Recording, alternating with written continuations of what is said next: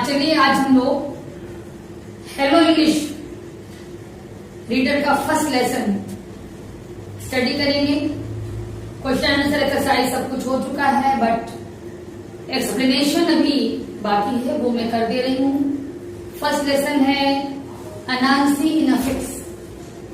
अनांसी ये तो एक कैरेक्टर का नाम है, बहुत अच्छी स्टोरी है। इस स्टोरी में 3 ही कैरेक्टर हैं, only 3 characters are there. Anancy and her 2 sons, ठीक है, 2 इनके बेटे। नाम भी बहुत बढ़िया है। अनांसी के एक बेटे का नाम है एंटीकुमा और दूसरे बेटे का नाम है क्वैकुटसिन, बहुत अच्छा नाम है। और लेसन का नाम है Anancy in a fix. In a fix means in a difficult situation, यानी परेशानी की स्थिति, उलझन की स्थिति, कठिनाई की स्थिति में एनांसी। अब देखा जाए कि एनांसी को किस कठिनाई की स्थिति का सामना करना पड़ा है, क्यों ये उलझन में है, क्यों परेशान है, यही देखना है आपको स्टोरी में, ठीक है। तो पहली बात तो मैं ये बता दूं कि ये जो अनांसी है इनकी फोटो आप देख रहे हैं अपने बुक में ना, बुक ओपन की रही है तभी आपको हिंदी समझ में आएगी बेटा। देखिए ये जो फोटो इनकी आप देख रहे हैं अनांसी की, बढ़िया पर्सनालिटी है इनकी। ये है बहुत ग्रीडी, लालची है ये अनांसी, ठीक। और भोजन के बड़े शौकीन हैं। He was fond of feast. कहीं भोजन मिल रहा है पहुंचो किसी भी तरह से, ठीक है। अब देखा जाए बेचारे के साथ क्या होता है, भोजन मिलता है नहीं मिलता। देखो ये जबकि स्टोरी है तो राइटर ने बताया है कि जहां भी एनांसी है वहां 2 गांव है। अफ्रीका की बात है ये। गांव को उन्होंने कहा है अपर विलेज, लोअर विलेज, ठीक। और अनांसी को ये भी नहीं पता कि इनका जन्म अपर विलेज में हुआ है कि लोअर विलेज में हुआ है। ये भोजन के लिए दौड़ लगाते रहते हैं, जहां पता चल जाता है आज अपर विलेज में दावत होने वाली, किसी के यहाँ कोई समारोह है, भोजन मिलने वाला है, वहां पहुंचो। लोअर विलेज में भोजन की व्यवस्था है, वहां पहुंचो। पता होता था नहीं कि मेरी ओरिजिन कहाँ है, अपर विलेज से है कि लोअर विलेज, कोई मतलब नहीं उसको। दौड़ते रहते थे यहाँ वहां अपर विलेज में, कहाँ भोजन मिल रहा है, ठीक है। कहीं भी डांस हो रहा है, पार्टी हो रही है, बच्चे कहीं यहाँ बड़े मौज मस्ती कर रहे हैं, घुस गए उसी में। कौन पूछता, होते नहीं कुछ लोग बारात किसी की भी उठ के खा लेते हैं। घराती जाने का बराती है, बराती जाने की घराती, भोजन बढ़िया बढ़िया मिलेगा। उसी टाइप के अनांसी भी थे। एक वर्ड आया है, ही वाज द ट्रिकस्टर, यानी चीट थे, ठग थे ये, ठीक है। और यही इनका जीने का तरीका ही था बेटा। तो एक बार क्या हुआ कि खबर ये मिली इनको अपर विलेज में भी दावत है और लोअर विलेज में भी दावत है, दोनों जगह भोजन की व्यवस्था है। अब तो ये उलझन में पड़ गए, भोजन कहीं का नहीं छोड़ना है। तो अपर विलेज में कब जाऊं, लोअर विलेज में कब जाऊं, कैसे क्या मैनेज करूं कि भोजन मिल जाए दोनों जगह का। सोच रहे बड़े दुखी होके सोच रहे हैं भाई। इनके दिमाग में ये था कि आज एक जगह दावत रहे, कल दूसरी जगह, तो दोनों जगह में खा लूं अच्छे से। अब तो एकदम परेशान होके सोच रहे हैं कि भाई अपर विलेज में जाऊंगा तो लोअर विलेज की दावत छूटेगी, लोअर विलेज में जाता हूँ तो अपर विलेज की दावत छूटेगी। तो अब वो परेशान होके सोचते सोचते अपने दोनों बेटों को बुलाए, ठीक। आए सब कि हाँ यस फादर क्या बात है।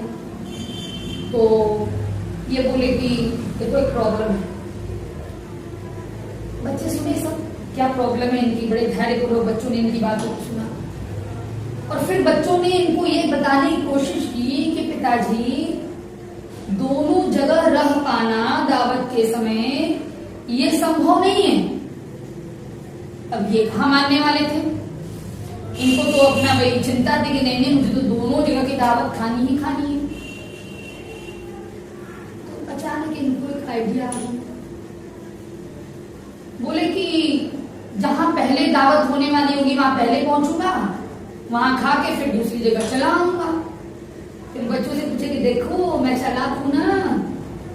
तो बच्चों ने कहा ठीक है, लेकिन ये बताइए कि आपको ये पता कैसे चलेगा कि पहले कहाँ पे दावत शुरू हो रही है।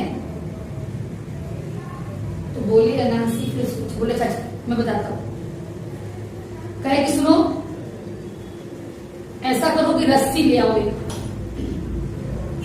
जाओ। तो गए सब बेचारे रस्सी लेके आए। अब रस्सी से उन्होंने क्या किया कि अपने कमर के चारों तरफ रस्सी बांधी और रस्सी का एक एंड, एक सिरा एक लड़के के हाथ इधर और रस्सी का दूसरा सिरा दूसरे लड़के के हाथ इधर। ठीक, एक लड़के से कहा तुम अपर विलेज में जाओ, लंबी रस्सी थी, और एक से कहा कि तुम लोअर विलेज में जाओ। और दोनों से कहा कि जब दावत स्टार्ट हो तो खींच देना। मतलब जो बच्चा लोअर विलेज में गया वो पहले रस्सी खींच दिया तो ये लोअर विलेज में पहले दावत खाने पहुंच जाएंगे। दूसरा वाला खींचा पहले तो ये अपर विलेज में दावत खाने पहुंच जाएंगे। आइडिया लगा दिए। ठीक, बच्चे बोले ठीक है पापा। अपना रस्सी का एक एक एंड लेके एक लोअर विलेज में चला गया, एक अपर विलेज में एक बच्चा चला गया।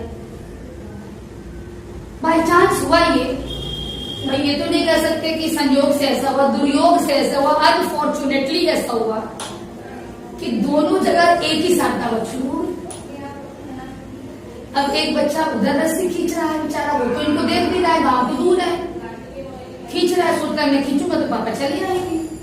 दूसरा बच्चा दूसरी तरफ खींच रहा है रस्सी, ये बीच में न इधर जा पाए न उधर जा पाए। उधर का बच्चा भी रस्सी खींच रहा है, लोअर विलेज वाला भी अपर विलेज वाला। अब सब सोच रहे पापा आ क्यों नहीं रहे, आ। वो दोनों भी आपस में एक दूसरे को नहीं देख पा रहे, बच्चे दूसरे दूसरे गांव में हैं, पापा को भी नहीं देख पा रहे कि पापा का क्या हाल हो रहा है, क्योंकि पापा भी नजरों से दूर हैं। तो सब बेचारे अपना काम कर रहे हैं, सब मन में बोल भी रहे पापा जल्दी आइए, खाना खत्म हो रहा है, खाना खत्म हो रहा है, और खींचे जाए। अब हुआ क्या, तुम ही लोग बेटा सोच लो क्या हुआ। अब तुम लोग इमेजिन करो कि तुम लोग के कमर में रस्सी बांध दी जाए और दो बच्चों में से एक बच्चा उधर रस्सी खींच रहा, दूसरा उधर, क्या हाल हुआ। अब इनका हाल ये हुआ अनैंसी का कि वो रस्सी खींचते जा रहे, दोनों बच्चे दोनों तरफ से, इनका जो कमर का पोर्शन है वो बिल्कुल श्रिंक करता जा रहा है, सिकुड़ता जा रहा है, कोई देख ही नहीं रहा। अब जब खाना दोनों जगह का खत्म हो गया और बच्चे रस्सी खींचते खींचते थक गए, तब भी सब तब तक खींचे अपने पिताजी का कहना मान के जब तक खाना खत्म नहीं हुआ। जब खाना खत्म हो गया तब सब जो है आए पापा के पास, हमने कहे क्या हो गया, क्यों नहीं आए ये। तो देखे क्या पता है, दोनों ने ये देखा कि जहां पे रस्सी बंधी थी, इनका जो कमर का पोर्शन है वो एकदम पतला हो गया है। रीड वर्ड आया है, रीड का मतलब होता है सरकंडा, है घास की तरह होता है, एकदम पतला, पतले पाइप की तरह ना, एकदम कमर पतली हो गई ऐसी एकदम।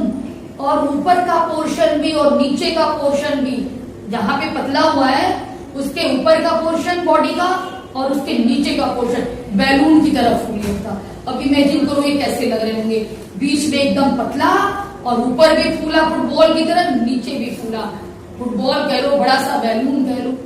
दोनों बच्चों की तो हालत खराब रही, पापा को ये क्या हो गया। लेकिन बच्चे करते क्या, बच्चों की गलती क्या थी, उन सबों ने तो केवल अपने पापा की बात को माना था। और एट लास्ट वही लिखा है कि जो दुख भरी सच्चाई थी वो ये थी कि लालची एनएनसी, ग्रीडी एनएनसी अब एक मनुष्य नहीं बल्कि एक स्पाइडर की तरह नजर आ। ठीक है बेटा, ये स्टोरी है। देखिए इसमें मॉरल दिया तो नहीं गया है, पूछा भी नहीं गया, लेकिन आपको इसका मॉरल समझ में आ रहा होगा ना, क्या है, क्या लेसन मिलता है आपको इससे। बेटा खाने के संबंध में लालच नहीं करना चाहिए। कभी कभी जब घर में अच्छा खाना बनता है, मम्मी कुछ बढ़िया बनाती है, तो आपका पेट इतना बड़ा हो जाता है, खाते ही जाओगे, भले सवेरे तबीयत खराब हो जाए। तो अनांसी के द्वारा या इनके स्टोरी के माध्यम से आपको ये बताया गया है कि खाने के प्रति बहुत ज्यादा लालच रखना अच्छी बात नहीं है। ओके बेटा, थैंक यू।